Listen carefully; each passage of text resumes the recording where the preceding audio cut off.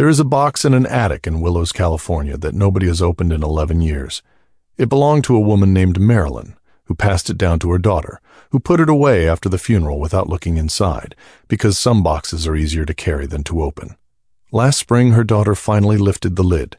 Under a layer of yellowed tissue paper was a doll. Blonde ponytail, black and white striped swimsuit, tiny gold hoop earrings, eyeliner so precise it looked painted by a jeweler rather than a toy company. She had been made in 1959. She had outlived the woman who owned her by over a decade, and she looked, if anything, better preserved than the box. The daughter did what a lot of people do when they find something like this. She searched the name printed faintly on the doll's foot, the small stamped word that has outlasted governments, fashions, and at least 3 generations of little girls. Barbie. And what she found, scrolling late into the night, was not really a toy at all. It was a mirror.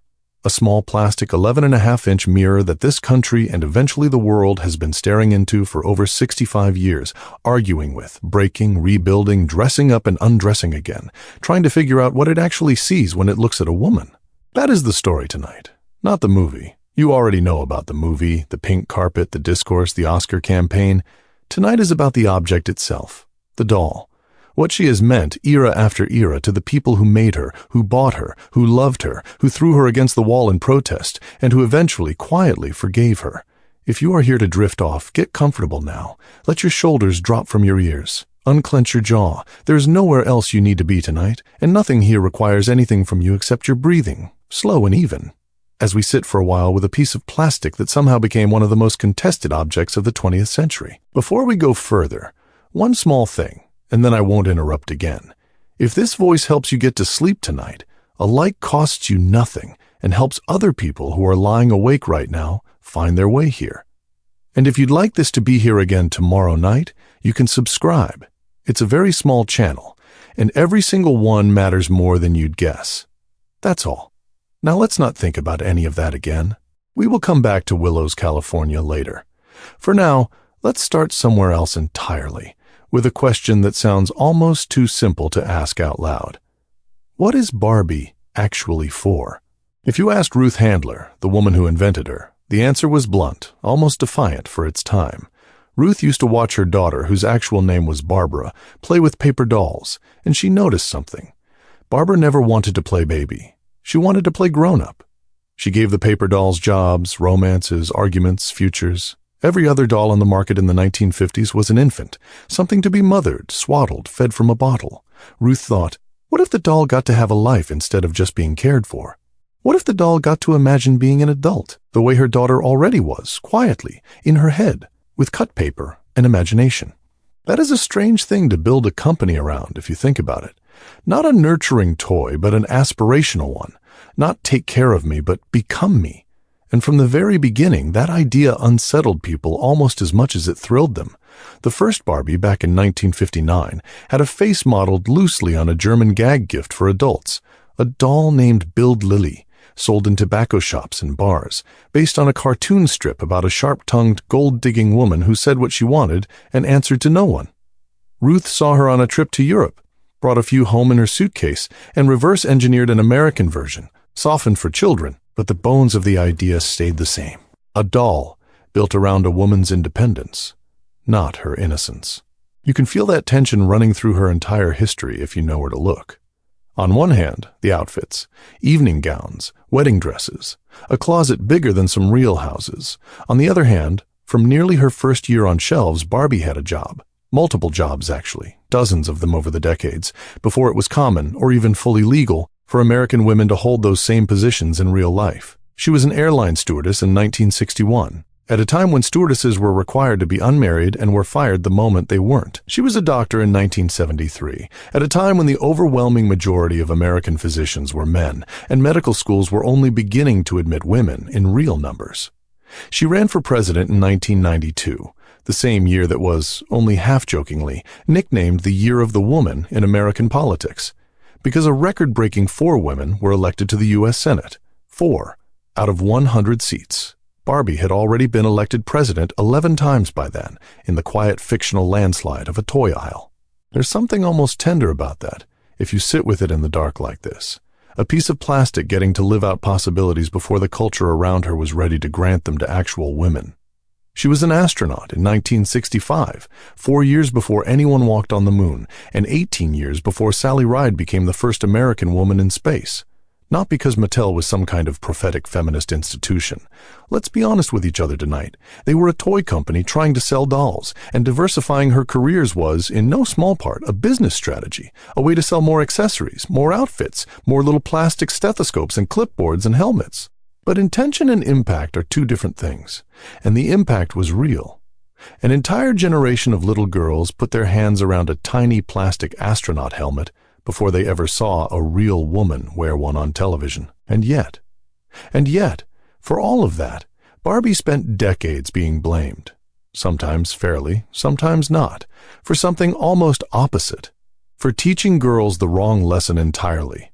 Not, you can be anything, but you have to look a very specific way while being it. Let yourself sink a little further into whatever you're resting on right now. We're going to sit with something slightly uncomfortable for a moment, gently, the way you'd sit with an old argument between family members you love, one you've heard many times before and no longer need to referee. Because the criticism of Barbie's body has been around for almost as long as Barbie herself, and it never really stopped. It only changed shape. In the 1960s, it was mostly quiet, mostly just cultural osmosis. Millions of girls absorbing, without ever being told outright, that beautiful meant tiny-waisted and long-legged and impossibly proportioned. By the 1990s, it had become a measurable, published, footnoted argument. Researchers did the math. If Barbie were scaled up to average adult human height, her proportions would be, by most medical standards, biologically implausible. A waist too narrow to house a full set of organs, a frame that would leave her unable to menstruate, or in some estimates, unable to stand upright on her own 2 feet without support. That statistic got repeated constantly, in newspaper columns and parenting books, and eventually, inevitably, on the internet, where it calcified into something like folklore. The doll practically became shorthand in certain conversations for the entire, exhausting machinery of unrealistic beauty standards. Feminist scholars wrote essays about her. Some mothers quietly kept her out of the house altogether, the way you might keep out of food you were allergic to, just to be safe, just in case. Mattel felt that pressure, eventually, because companies always feel it eventually, once it becomes expensive enough to ignore. And here's where the story gets more interesting than a simple villain narrative, more interesting than toy company sells impossible body, toy company gets called out, the end. Because what happened next took nearly 6 decades to unfold, and it is still unfolding now, and it says almost as much about us as it does about her. In 2016, Mattel did something that would have been unthinkable to the company's own executives in 1959. They introduced 3 new body types alongside the original: tall, curvy, and petite. Actual variation in body shape, on shelves, next to each other, all still called Barbie. They introduced dolls with vitiligo, dolls with hearing aids, a doll who uses a wheelchair, a doll with a prosthetic limb, modeled after an actual Paralympic athlete, Barbies with dozens of different skin tones, hair textures, eye shapes, an attempt, imperfect and commercially motivated as it may have been, at finally letting more children look at that shelf and see something closer to their own reflection rather than a single narrow ideal repeated in different outfits. It is worth pausing here, in the quiet, to notice something. The doll didn't change because the company suddenly had a moral awakening in a boardroom. She changed because millions of individual voices, mothers writing letters, academics publishing papers, children simply choosing other toys instead, added up over time into something too large and too loud to keep ignoring. That is, in its own strange way, a kind of democratic process, a slow plastic referendum on what a culture is finally ready to consider beautiful or valuable or worth putting in a child's hands. Let your breathing follow that same slowness for a moment. In through the nose, out longer through the mouth. There's no rush to any of this. We have all night, and Barbie has had all these decades, so a few more slow breaths of yours cost nothing. There's a particular kind of relationship people seem to have with her that doesn't quite map onto how we usually think about toys. Toys are supposed to be simple. You outgrow them, you donate them, you forget them. But ask nearly anyone born after 1959 whether they remember their Barbie, and something shifts in their face. Not always fondness, not always nostalgia in the soft focus sense. Sometimes it is genuinely complicated, a flicker of something closer to old resentment or embarrassment, or a kind of wry, forgiving amusement at their younger selves. But it's rarely nothing. Almost nobody is neutral about this doll. Some remember her as a co-conspirator in early daydreams about the life they wanted to have. The doctor, the pilot, the woman who lived alone in a bright pink dream house and answered to absolutely no one. Some remember cutting off her hair in a fit of 5-year-old creative frustration and the particular specific grief of realizing it wouldn't grow back. Some remember inheriting a bag of hand-me-down Barbies from an older cousin or sister, mismatched outfits, one shoe missing forever, and building entire soap operas out of that chaos on a bedroom floor. Some remember being told, gently or not so gently, that Barbie was not for them. Too expensive, too frivolous, too tied up in ideas their family didn't want passed down, and feeling that absence almost as strongly as other children felt her presence. And there is a particular kind of adult now, walking around in the world, who grew up in the thick of the criticism years, the 90s and early 2000s, when Barbie gives girls body image issues had become almost received wisdom, repeated so often it barely needed evidence anymore, and who has had to do a strange kind of reconciling as a grown woman, loving something as a child that you were later taught by the culture around you to be at least a little ashamed of. That's not a small thing to carry. It's the kind of quiet contradiction a lot of people never fully unpack. They just learn to hold both feelings at once without looking at either one too closely. If that's you, lying here right now, there's no judgment in this room. None. You're allowed to have loved the dream house and also understand now why the proportions were a problem. Those two things were never actually in competition with each other. They just got framed that way for a long time by people who needed the conversation to be simple. Let's drift for a while into something a little more atmospheric. Picture the dream house. Not one specific version, because there have been dozens over the decades, but the idea of it. A house with no visible front wall so you can see straight into every room at once, all the private moments made public and playable. The kitchen, the closet, the pool nobody ever actually swims in because there's no water, just pink plastic shaped like water, glinting under whatever light happens to hit it. There is something almost dreamlike about that structure if you really picture it. A house designed to be looked into, not lived in privately. Every room already staged, already performing, the way a life on display always is. Maybe that's part of why the whole phenomenon has resurfaced so hard in recent years. Well beyond the movie, well beyond any one product cycle. Grown adults, mostly women, filling their real homes with pink. Hosting Barbie-themed parties with a wink and a full understanding of the doll's complicated history. Dressing in coordinated fuchsia for a Tuesday night out. Half in irony, half in genuine, unguarded joy. It isn't really about the doll herself anymore, not entirely. It's about reclaiming a piece of childhood that the culture spent decades telling millennial and older Gen Z women they should feel embarrassed about. Getting to like the pink again, loudly, without apologizing for it. There's a kind of relief in that. A permission slip, decades overdue, to enjoy something without immediately having to defend the choice. Rest a little deeper now. Let the mattress or the cushion beneath you take your full weight. You don't need to hold yourself up right now. Nothing about tonight requires effort from you. If you're just settling into this now or drifting in and out, here's where we are. We've been sitting with a small plastic figure who has spent over 65 years absorbing whatever a culture needed to project onto her. Ambition, beauty, controversy, comfort, nostalgia, apology, reclamation, and somehow surviving every single one of those projections more or less intact, her painted expression never once changing through any of it. There is something almost meditative in that endurance, something worth resting your mind on as you drift further down. Let's go back gently to Ruth Handler, because her story deserves a few unhurried minutes of its own, and it circles back to something unexpectedly tender. Ruth ran Mattel for years. Alongside her husband, built an empire out of a doll that many of her own male colleagues initially thought was a mistake. Too grown up, too sexual, inappropriate for children, they said back in 1959, before it became one of the best-selling toys in human history.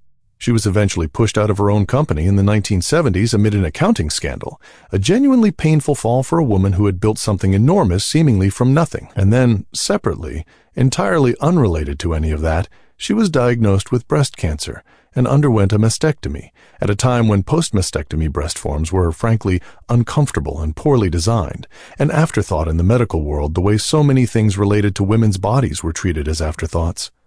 Ruth, being Ruth, looked at that gap and started an entirely new company to fix it, designing a better prosthetic breast form, drawing in part on decades of thinking about how the female form is represented, sculpted, and cared for.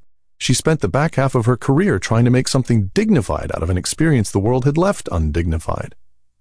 There is a straight, quiet line between the woman who wanted her daughter's paper dolls to have careers and futures, and the woman who, decades later, wanted other women recovering from surgery to have comfort and dignity too. Both were, in their own way, about giving women a form that served them, rather than the other way around. You don't have to remember any of these facts when you wake up. None of this is a test. It's simply something quiet to think about while your body does what it already knows how to do, which is slow down and let go and rest. There's another thread worth pulling before we let the story go quiet. The way Barbie has functioned less like a single toy and more like a running cultural conversation, one that keeps getting picked back up generation after generation, each time with slightly different terms. The dolls of color, introduced properly in later decades after a long stretch where Barbie essentially meant one specific look, the dolls modeling real celebrated women, scientists, athletes, artists, honored with their own miniature likenesses, sometimes while they were still alive to see it happen, which must be its own strange looking-glass experience. The dolls that quietly folded disability into the toy aisle, not as a special edition tucked in a corner, but simply as one more version of what Barbie could look like. No explanation required, no separate shelf. None of that fixed everything.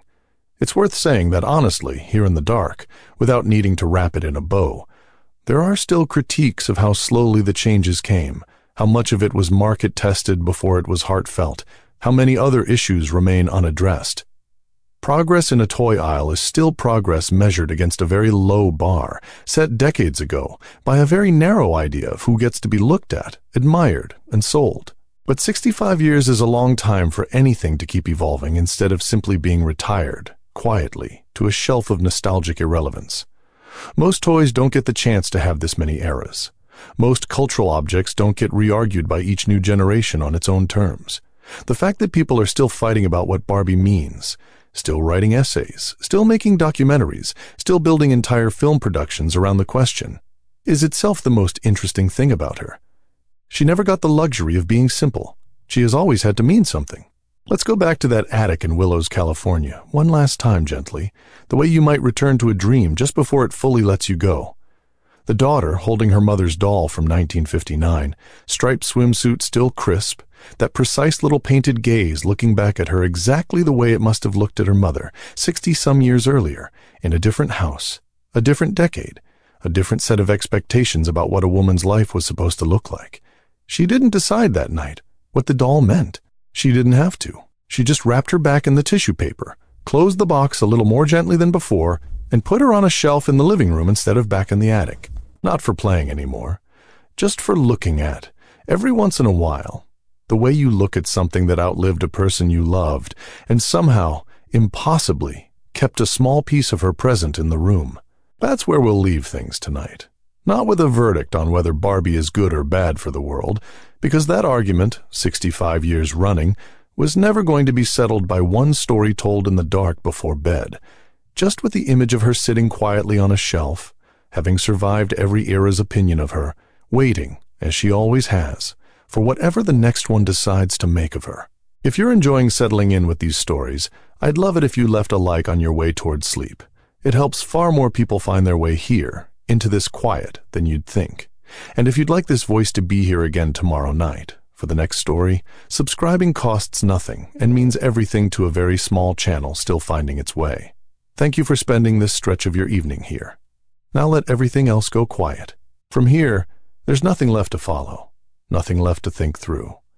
Just the weight of your body, the slow rhythm of your breath, and the soft, wordless hush that's about to settle in around you for the rest of the night. Let's stay with the idea of the closet for a moment, because it turns out to be one of the strangest and most revealing things about her. Over the decades, Barbie has worn something in the neighborhood of 1 billion outfits, Not designs, actual manufactured garments, sewn in factories across several continents, in quantities that would clothe entire nations if the nations were 11 inches tall. Real designers have made clothes for her. Not novelty knockoffs, but actual houses, actual couturiers, treating a doll's body as a legitimate canvas.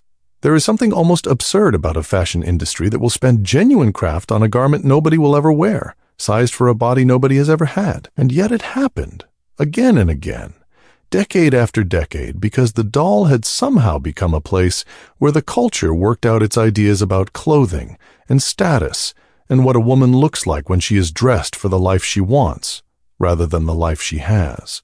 Think about the mechanics of that for a moment, in the soft way you think about things when you're already halfway to sleep. A little girl in 1963 opens a box. Inside is a woman in a suit, or a gown, or a nurse's uniform, and a set of tiny shoes so small they will be lost within the week, permanently, to the underside of a sofa. The girl doesn't yet have any language for aspiration or class or gender roles. She just knows that this figure looks like someone who goes places, someone with an evening ahead of her. And the girl gives her that evening in her own head, on a bedroom floor, hours at a time, inventing conversations for a piece of plastic that never once responds. That's the part that rarely makes it into the arguments about Barbie. Almost all of the meaning was never in the doll at all. It was in the child. The doll just sat there, unmoving, with a fixed painted expression, and the entire imaginative labor, the plots, the relationships, the drama, the tragedies, the weddings, the terrible betrayals between Barbie and the other Barbie who was supposed to be her friend, all of that was generated by a small person on a carpet. Mattel sold the object. The children supplied the soul, and children, it turns out, supplied some very strange souls indeed. There was research done in the early 2000s, out of the United Kingdom, that got a certain amount of press at the time because the findings were so unexpected. Researchers talked to children about how they actually played with Barbie and found that a striking number of them had, at some point, done something violent to the doll. Cut off her hair, removed limbs, put her in the microwave, burned her, buried her, decapitated her. Not because the children were disturbed, most of them seemed perfectly cheerful about it, but because Barbie had come to represent something they wanted to push back against. She was, in the researchers' framing, less a beloved companion than a kind of communal object, something to be tested, altered, and sometimes destroyed as a way of asserting that you were not entirely under her spell. That's a genuinely odd thing to sit with. A toy so culturally loaded that children were performing small rituals of rebellion against it before they were old enough to explain why. If you ever did something like that to a doll, you were part of a much larger, entirely unspoken tradition.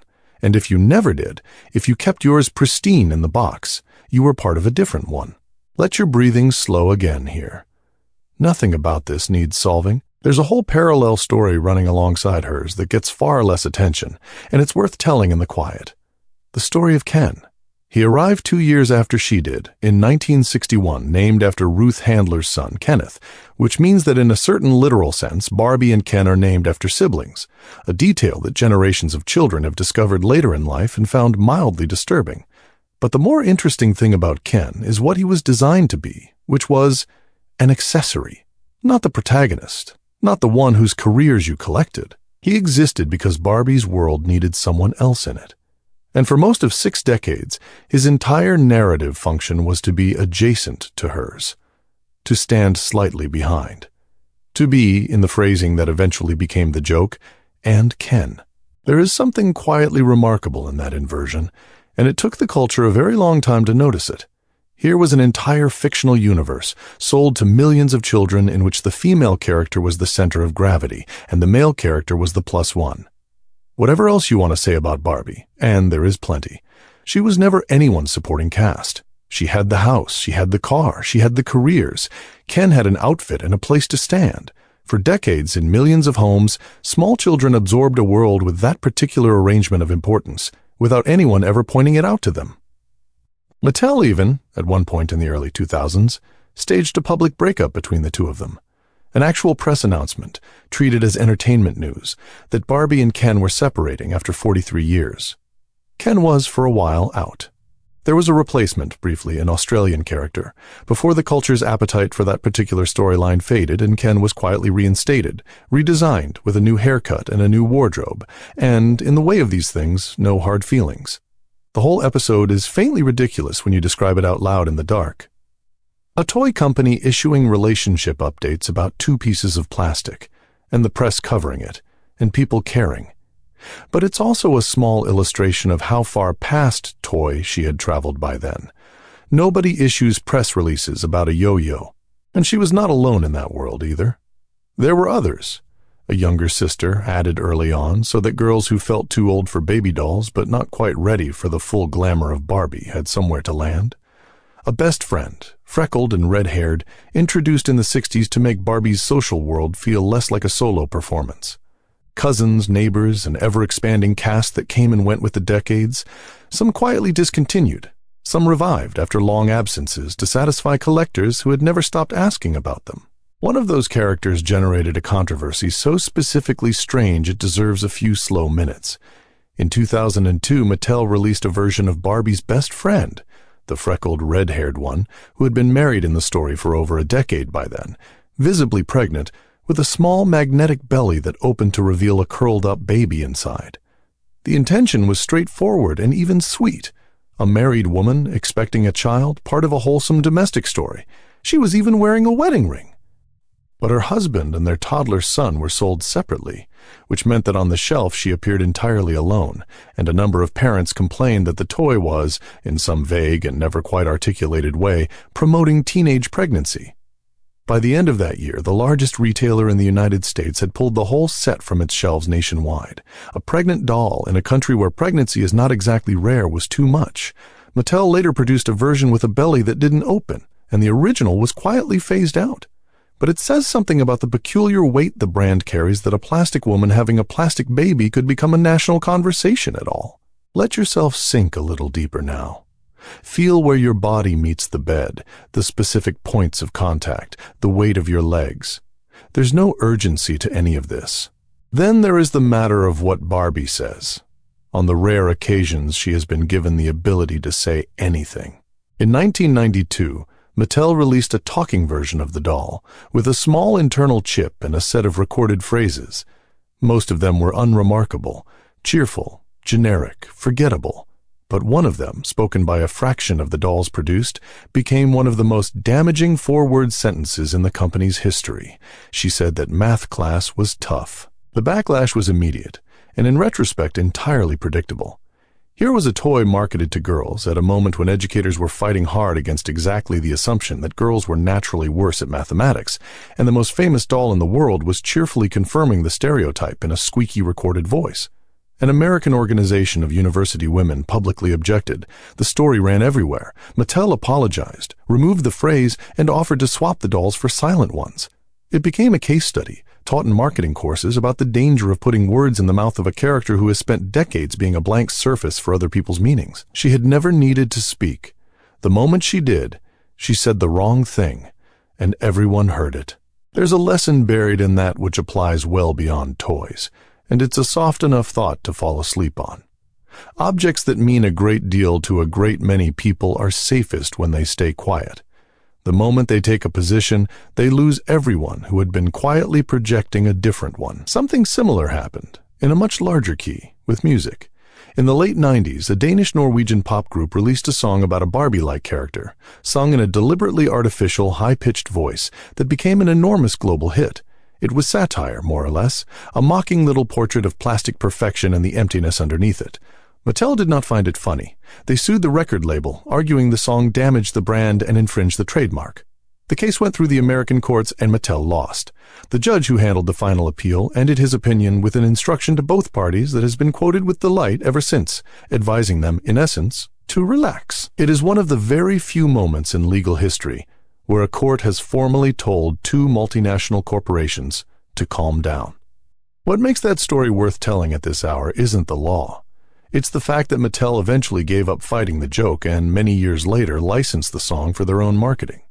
That's a small, quiet act of maturity from an institution that had spent decades taking itself extremely seriously.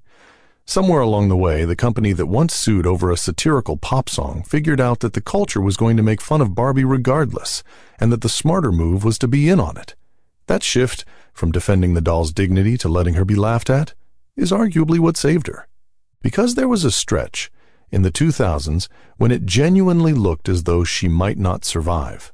A rival company launched a line of dolls with enormous heads, heavy makeup, streetwear, attitude, and a look that felt current in a way Barbie suddenly did not.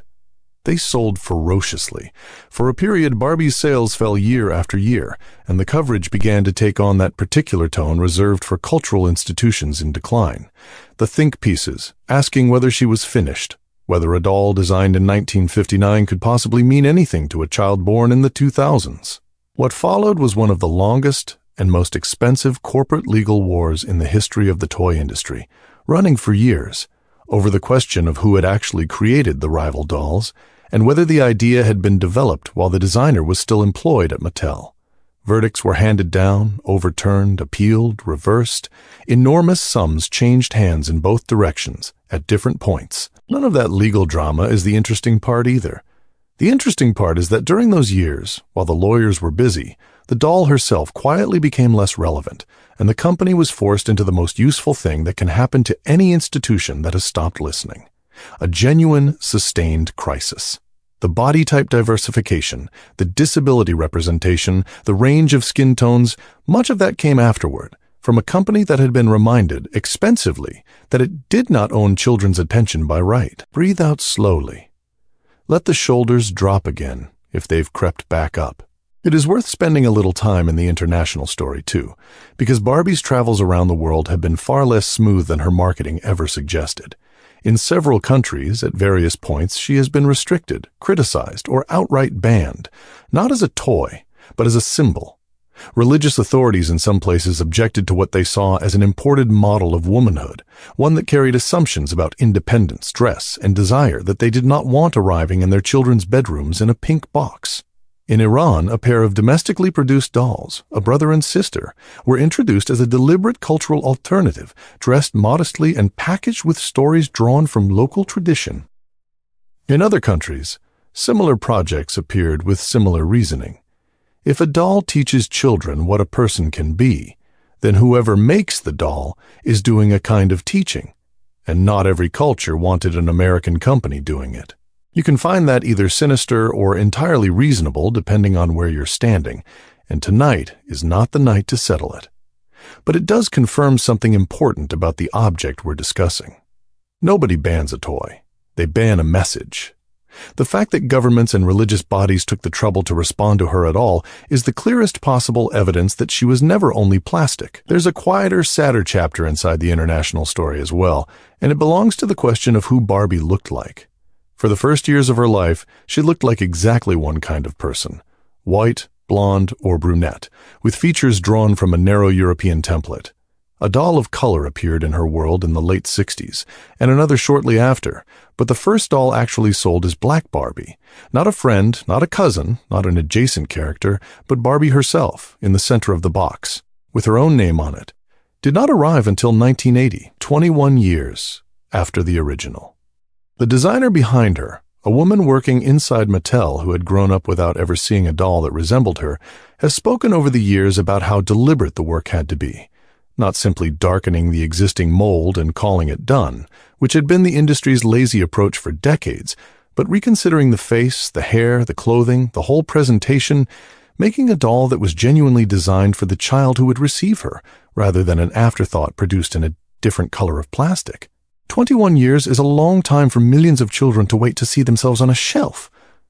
And the story of the decades since has been a slow, uneven, still incomplete widening of who gets to be in that box.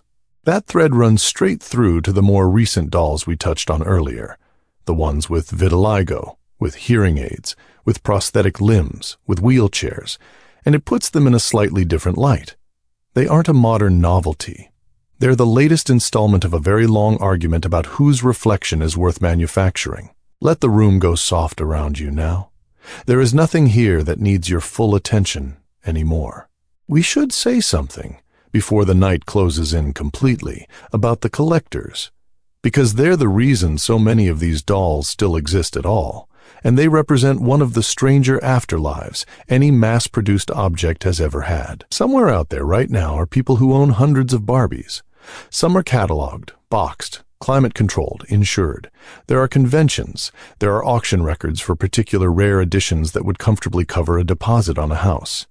There are people who specialize in a single year, or a single line of outfits, or exclusively in the earliest dolls with a specific mark on the foot indicating which factory produced them and when. The original 1959 doll, in her striped swimsuit, in good condition with her box, can be worth a genuinely startling amount of money, a fact that would have astonished the executives who initially thought she wouldn't sell. What draws people to that isn't usually money, though. Talk to collectors long enough and it tends to come back to something else, a specific doll they had or wanted and never got in a specific year, in a childhood that is now very far away. The collecting is a way of reaching backward. Each acquisition is a small, tidy act of repair on a version of yourself who wanted something and didn't receive it. That's not unique to Barbie. People do it with records, with comics, with cars, but it lands differently with a doll. Because a doll was the thing you talked to when you were small, and there's a particular ache in going back for something that once listened to you. The daughter in Willows, California, didn't become a collector. She just kept the one. But she's part of the same quiet phenomenon. An adult holding an object from a childhood that wasn't even hers, and finding that it still carries a charge. Let's slow all the way down now. There's one last thing worth turning over gently before the night takes you, and it's the question underneath everything we've talked about. Why this object? Why not any of the thousands of other toys manufactured in the 20th century, most of which have vanished entirely, remembered by nobody, appearing occasionally in the background of old photographs with no one left alive to name them? Part of it is simply that she was first, and being first is a kind of permanent advantage. Part of it is commercial muscle. Decades of marketing, of shelf space, of a company with the resources to keep her in front of every new generation. But that can't be all of it, because plenty of well-funded products have died anyway.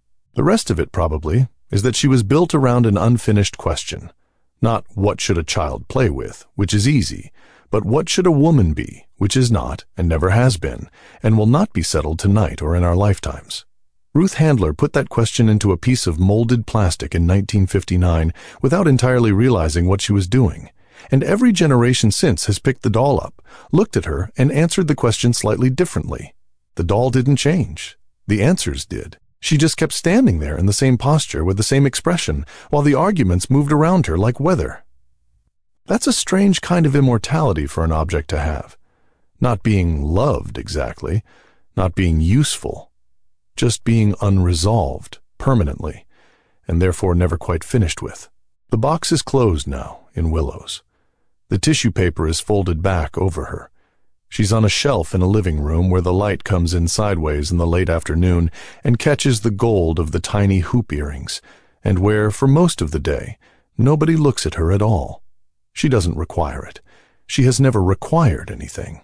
And you don't need to hold on to any of this either. Not the dates, not the names, not the arguments. Let it all loosen and drift and come apart, the way the day comes apart when you finally stop carrying it. Your breathing has already slowed without you asking it to. Your body has already begun to let go of the small tensions it was holding in the jaw, the hands, the shoulders. There's nothing further to follow, nothing left to think about. Just the quiet settling in around you now for the rest of the night, and the soft, steady sound of your own breath carrying you the rest of the way down. Let's talk about the house for a while, because the house has its own long history, and it is a surprisingly good thing to fall asleep thinking about. The first one arrived in 1962, 3 years after the doll herself, and it was made of cardboard. Not plastic, not molded, not the enormous 3-story affair with the working lift that later generations would recognize. Cardboard, folding flat, printed with a mid-century interior that looked exactly like the magazines of the period. Spindly furniture, abstract art on the walls, a record player, a bookshelf with actual titles printed on the tiny spines. It came with almost nothing. And here is the detail that people always find startling when they hear it. The house had no kitchen. Think about that for a second. In the dark, without rushing past it. The most famous doll's house of the 20th century, released at the height of the American housewife era, into a culture that was at that exact moment selling women the kitchen as the center of their entire existence. And there was no kitchen in it. There was a studio apartment for a single working woman with a record collection and a lot of wall space. Whether that was a deliberate statement or simply a design decision made for reasons of cost and cardboard, nobody can now say for certain. But the effect on a child unfolding it on a bedroom floor in 1962 was the same either way. Here is a home for a woman on her own. Nobody else lives here. Nobody needs feeding. The houses got grander from there, decade after decade, tracking the fantasies of each era with almost embarrassing precision. In the 70s, there were open-plan spaces and earth tones. In the 80s, the aspiration turned frankly aspirational, pink, tiered, with balconies. Somewhere along the way came the lift, operated by a string, which broke in every household within about a fortnight, and which every adult who owned one still remembers with total clarity. Later versions added lights, sounds, working showers that leaked, staircases that curved for no structural reason. By the 2000s, the dream house had become enormous, taller than the children playing with it, requiring a corner of a room to itself and a parent willing to spend an evening assembling it while quietly losing their mind. And through all of it, the fundamental strangeness held. A house with the front wall missing. Every version, every decade, the same architectural impossibility. You could see into every room at once. There was no privacy anywhere in it, no door you couldn't see behind, no corner where something could happen unobserved. Children never find this odd, because children need to see in order to play. But it makes the dream house one of the purest physical metaphors ever accidentally manufactured, a life that looks perfect and is permanently structurally on display. The dream and the exposure are the same object. You cannot have the pink house without the missing wall. Let that image settle. A doll's house at night, in a dark bedroom, all its rooms open to the air, everything inside it visible and still. There's another thread worth pulling loose here, softly, and it's about the face. Most people don't know that Barbie has not had one face. She has had dozens. Sculpts, they're called, and collectors know them by name the way other people know models of car. The original sculpt from 1959 had a particular expression that reads, "To modern eyes as slightly severe, eyes glancing sideways rather than forward, eyebrows arched high, mouth closed in something between a smirk and a pout." She was not smiling. That's the thing people notice first when they see an original next to a modern one. The first Barbie looked past you, not at you, with an expression that could reasonably be described as unimpressed. That changed within a few years, and the change is one of the most quietly revealing things in the whole story. The sideways glance was replaced by a forward gaze. The closed mouth opened into a smile. By the mid-60s, she was looking directly at the child holding her, warmly, teeth showing. She had been redesigned to be approachable, to be nice. You can read that in a few different ways, and none of them are wrong. It was a commercial decision, obviously. A friendlier doll sells better to parents. It was a design evolution, matching changing tastes in illustration and cosmetics. But there's a third reading that lingers, and it's the one worth carrying towards sleep. The culture took a figure who looked away, unbothered, faintly amused at your expense, and taught her to smile at you instead. The gold-digging German cartoon character who answered to nobody became a beaming American girl who was pleased to see you. 65 years of debate about what Barbie teaches girls, and the single largest change ever made to her was making her look more agreeable. The sculpts kept multiplying after that. Hundreds of variations, some subtle, some drastic, faces designed for different lines, different characters, different decades. There are collectors who can identify the year and factory of a doll from the shape of the lips alone. There are people who have written detailed reference guides to the eyebrows. It is a level of scholarly attention usually reserved for pottery or coins, applied to the molded face of a toy by people who understand, correctly, that these small changes are a record of something larger. Breathe out. Let your jaw unclench again if it's tightened. Somewhere in the mid-'80s, an artist who spent his career making paintings of soup cans and film stars and disasters turned his attention to her. Andy Warhol painted Barbie in 1986, the year before he died, and the way it came about is stranger and better than the obvious version of the story. He hadn't set out to paint the doll at all. He had been trying for some time to paint a friend, a young jewelry designer and fixture of the downtown New York scene who owned an enormous, genuinely staggering collection of Barbies, thousands upon thousands of them. Warhol kept offering to do his portrait. The friend kept declining. Eventually, worn down or simply amused, he told Warhol that if he really wanted to paint his portrait, he should paint Barbie instead. Because Barbie, he said, was him. Warhol took him completely literally, and painted the doll. He titled it as a portrait of the friend anyway. That's a lovely thing to hold in a drifting mind, because it collapses several ideas at once. Warhol had spent decades painting mass-produced objects and mass-produced people and refusing always to tell you which was which. A can of soup and a film star got exactly the same treatment. And here was somebody saying, in effect, the doll is a truer picture of me than my own face is. Warhol, of all people, would have understood that instantly. She has appeared in an enormous amount of art since then, and a fair proportion of it has been hostile. Artists have melted her, mutilated her, arranged her in disturbing tableaus, used her to make points about consumerism and body image and the commodification of girlhood. Mattel has, at various times, objected, sent lawyers, and lost. There was a well-known case involving a photographer who produced a series of images placing the doll in absurd and unflattering situations involving kitchen appliances. The company sued, and the court sided firmly with the artist on the reasoning that a cultural icon that ubiquitous has to be available for commentary. You cannot saturate a civilization with an image for 40 years and then object when the civilization talks back. That principle, that she had become public property regardless of who owned the trademark, is one of the more interesting things to have been established about her, and it happened in courtrooms rather than in marketing meetings. Barbie belongs to Mattel. Barbie also, in a sense that the law itself has now confirmed more than once, belongs to everyone who grew up with her. Let's move somewhere gentler for a while. There is a version of her that exists online, and has for over a decade, and it's one of the odder corners of this whole story. Mattel runs a video channel where Barbie speaks directly to camera in the format of a personal vlog, as though she were an ordinary young woman sharing her life. Most of it is exactly what you'd expect.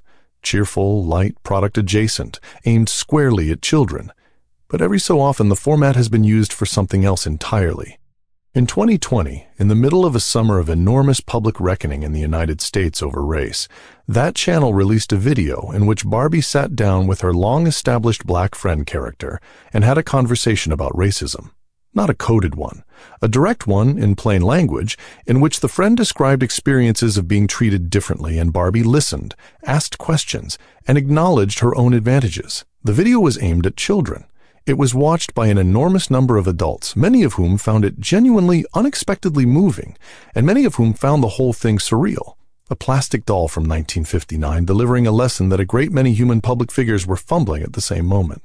You can be cynical about that if you like. There is a version of this where it's simply a corporation reading a room. But there's another version where a company that spent decades getting representation badly wrong used its most famous asset, at a moment when it mattered, to say something clear to an audience of 6-year-olds. Both readings can sit next to each other without either one having to win. That's true of nearly everything in this story, which is part of why it's such good company at this hour. Nothing in it resolves, so nothing in it demands anything from you. Feel your breathing again. Slower now than when we started. It'll keep slowing on its own. We should spend a few minutes on how she is actually made, because the physical facts are strangely soothing. She began in Japan. The first dolls were manufactured there in the late 50s by workers, mostly women, doing extraordinarily fine handwork in a post-war economy that was rebuilding itself around precision manufacturing. The hair was rooted by hand, strand by strand, in early production. The faces were painted by hand. Each of those first dolls passed through a number of individual pairs of hands before ending up in a box, which is a fact that collectors find moving and which is worth sitting with for a moment. The doll that would come to symbolize mass production and plastic sameness was, at the beginning, made largely by human beings, one at a time. Production moved over the decades, as production does, through various countries and factories. The process is industrialized, but the essential physical facts of the object stayed remarkably stable. A hollow body of molded plastic, a head of a softer, more flexible material so the face could hold its paint and the hair could be rooted. Nylon or sarin hair punched into the scalp in rows. A face applied in layers, each color a separate pass. Even now, more of it is done by hand than most people assume. The eyes in particular, and the small details of the mouth, applied by workers with tools and steadiness that most of us could not manage on our best day. There's something quietly humbling in that. Millions of tiny painted eyes, each one applied by a person, in a factory, somewhere, and then shipped across an ocean to sit in a box under a Christmas tree, and then to be carried around a house by a small child, and then, decades later, to be found in an attic in Willows, California, still looking out with the exact expression that person gave her. Rest with that for a while. There's no next thought required. We touched earlier on the way adults have reclaimed all of this in recent years, and it deserves a longer, slower look, because it's the most recent chapter, and the one still being written. The color came back first.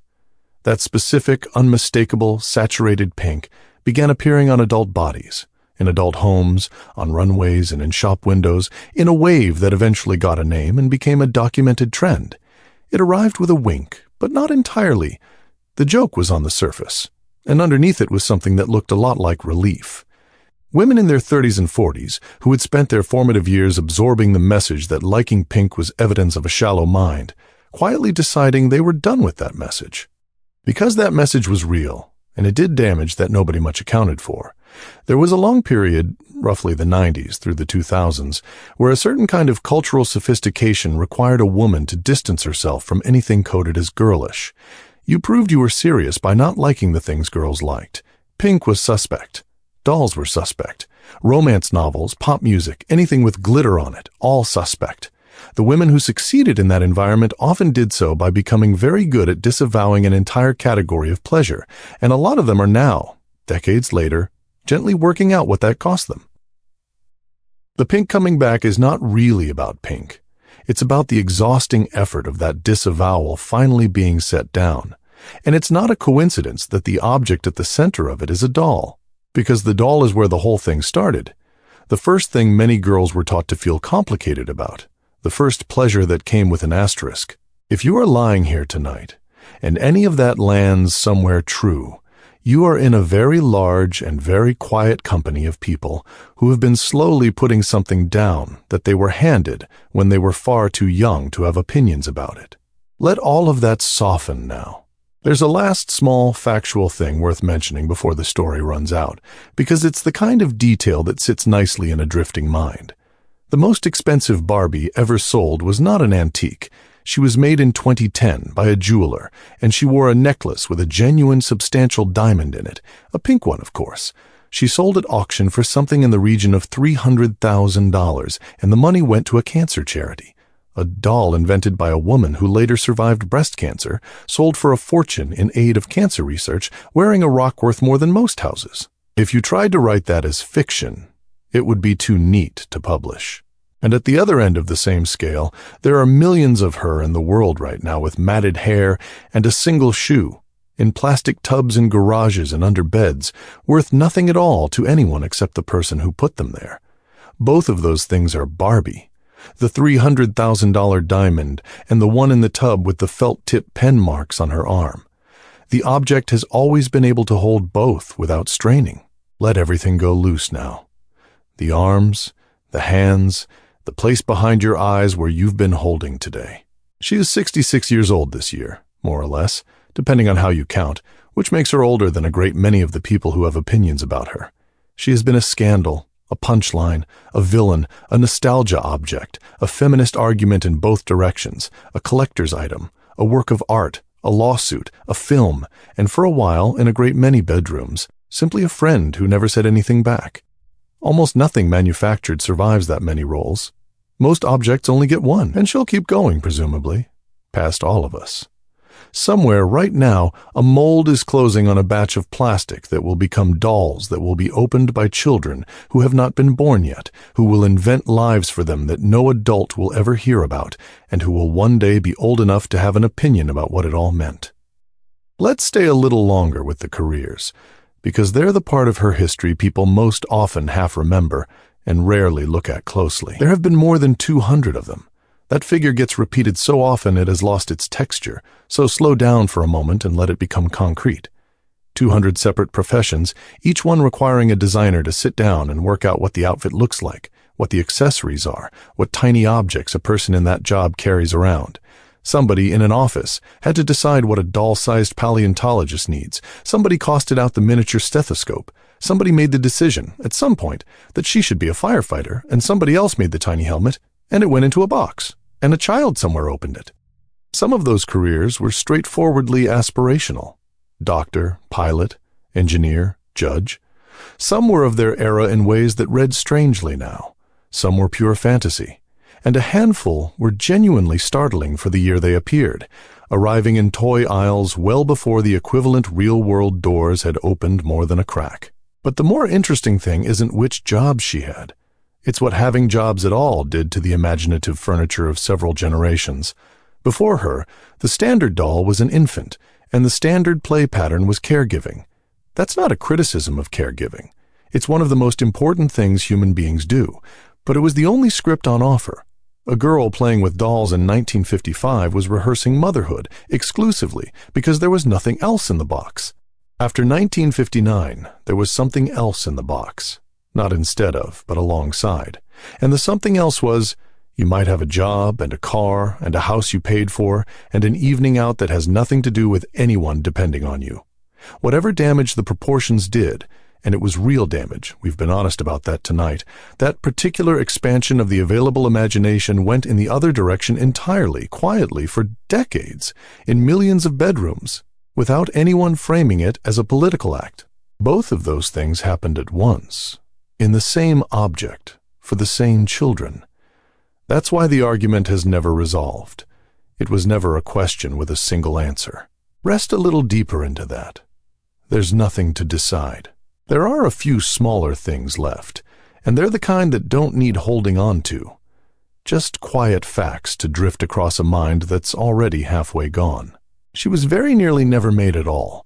When Ruth Handler brought the idea to the New York Toy Fair in 1959, the buyers, almost all of them men, were unenthusiastic, bordering on dismissive. A doll with a grown woman's figure marketed to little girls struck them as a commercial dead end at best and something faintly improper at worst. Orders were weak. The reception was, by most accounts, a disappointment. Within a very short time, the doll was selling faster than the factories could produce her, and there were shortages, and children were waiting months. It is one of the more satisfying reversals in the history of consumer products. The object that would define an industry was, in the room where it was first shown, considered a mistake. The scale of what followed is difficult to hold in your head, which makes it a good thing to let wash over you rather than grasp. Billions of dolls across 65 years and 150 countries or thereabouts. Estimates have circulated for decades about how many are sold per minute somewhere in the world, and the numbers are large enough that they stop meaning anything the moment you hear them. Try instead the smaller version. At almost any given moment, in some house, on some continent, a child is opening a box with one of these inside it. That has been continuously true, without a meaningful pause, since the Eisenhower administration. The real Barbara, Ruth's daughter, the girl with the paper dolls who started all of it, grew up, understandably, with a complicated relationship to the whole thing. She has spoken over the years, sparingly, about what it was like to have her name attached to the most famous doll on Earth. She never particularly wanted the association. She was a private person carrying a public noun. Her brother Kenneth, the other name in the story, reportedly felt something similar. There's something poignant in that, in a low-key way. Two ordinary people whose names were borrowed with love and then traveled so far beyond them that they could never be retrieved. Not everything Mattel tried worked, and some of the failures are so peculiar they have their own small legends. In the mid-70s, there was a version of Barbie's younger sister designed to demonstrate puberty. You rotated her arm and she grew slightly taller and developed a chest. The intention seems to have been educational, or at least matter of fact, in a decade that was trying to be frank about such things. The execution unsettled almost everyone who encountered it, and she did not last long. There have been other discontinued oddities across the decades, accessories that failed, characters nobody warmed to, whole product lines quietly withdrawn. 65 years of continuous production means 65 years of ideas that seemed reasonable in a meeting and strange on a shelf. And there were the animals. Dozens of them.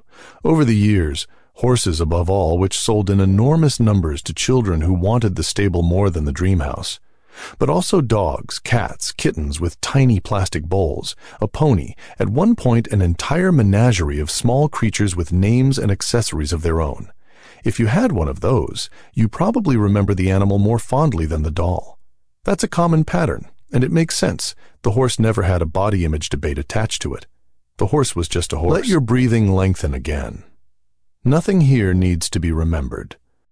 One thing collectors know, which most people never think about, is that these dolls do not last forever.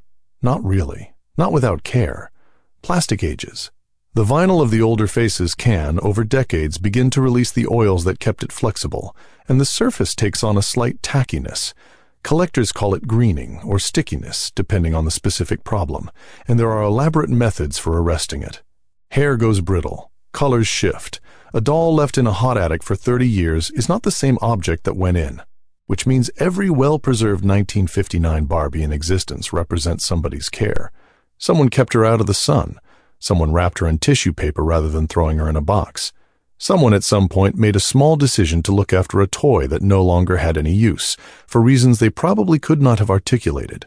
Multiply that by the number of vintage dolls still in good condition around the world, and you get an enormous invisible archive of small acts of tenderness toward an object, performed by people who mostly never told anyone they were doing it. That's what the daughter in Willows was really holding when she lifted the lid. Not just a doll, 60-some years of somebody's mother deciding over and over not to throw her away. There's a thought to rest on, if you're still with me at all, and it's fine if you're not. Everything we've talked about tonight is really a story about projection, about a small, mute, unchanging object that an entire civilization used as a surface. People saw ambition in her, and oppression, and beauty, and harm, and comfort, and their own childhoods, and their mothers, and everything they were taught to want and everything they were taught to be ashamed of wanting. None of it was ever in the plastic. The plastic just sat there. And that's true of a lot of things, not only dolls. Most of what we argue about most fiercely turns out to be something we brought with us and set down on an object, or a person, or a moment that was never really carrying it. It's an easy thing to see clearly at this hour, when the day has stopped demanding anything and the arguments have gone quiet, and there is nobody left to convince of anything. You can put all of it down now. All of it. The opinions, the analysis, the small unresolved things from today that we're never going to resolve tonight anyway. Before the quiet closes over completely, let's go back one last time to the question we started with, the one that sounded too simple to bother asking. What is she for? Ruth's answer was, so a girl can imagine being grown. That was it. That was the whole thesis, and everything else, the careers, the houses, the outfits, the arguments, the lawsuits, the 65 years of cultural weather, grew out of that single, small, almost domestic observation made by a mother watching her daughter play on a floor in California in the 1950s. It's worth noticing how modest that origin is. Not a grand vision, not a plan to reshape girlhood, just a woman paying attention to her own child and thinking, she wants something that doesn't exist yet. Most of the objects that end up mattering start like that. Someone noticing a small absence and deciding to fill it, without any idea what they're setting in motion. And the imagining part, the thing Ruth actually built her for, has never really stopped working. Whatever else changed, the bodies, the faces, the careers, the colors, the endless public argument about what it all meant, the core mechanism stayed exactly as it was in 1959. A child picks her up. The child supplies a life. The doll accepts whatever life she's given without objection, because she has no capacity to object, and that turns out to be the most useful quality a toy can have. Every other feature was negotiable. That one never was. So perhaps the answer to what she's for is simply, she's a place to put a story. 65 years of children putting stories into a piece of plastic, and 65 years of adults putting arguments into the same place. All of it absorbed without complaint by an object with a fixed expression and no opinions of its own, which is not so different, when you think about it, from what a story before sleep is for.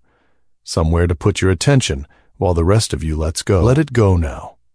All of it. There's nothing more to work out tonight. No conclusion waiting for you at the end of this. The box in the attic is closed. The house has no front wall and never did. The doll on the shelf in the living room is looking at nothing in particular, the way she always has, patient in the dark. Let your breath go long and slow. Let the last threads of the day come loose, one at a time, without you having to do anything about them. There's nothing left to follow, and nowhere else you need to be. Just quiet from here. Just quiet and rest for the whole rest of the night.